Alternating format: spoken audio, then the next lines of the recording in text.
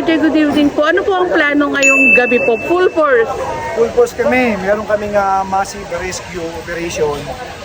Street dweller at yung reklamo ni Barangay 309, ng mga barangay doon at ng mga netizen natin, yung prostitution yung sa area, yung mga bata na tumatambay, mga babae, mga minorityidad, yung sa vicinity ng isang mall doon.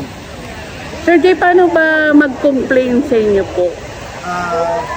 Pwedeng pumunta ng direkta sa amin o pwede kayong mag-complain dun sa page namin sa Manila Department of Social Welfare at pwede rin sa NPIO yung sa kabuuan namin sa Manila City Hall. At ito naman kasi, direkta nag-complain dito yung chairman kaya po si Barangay 309. And paalala po sa mga magulang.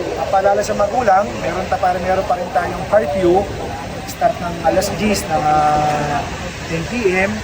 Saka sana, lalo na yung may mga anak na babae, no, huwag na natin palabasin. Ang mukha ngayon, ang i-operate natin ng reklamo, karamihan may mga minorityidad na babae.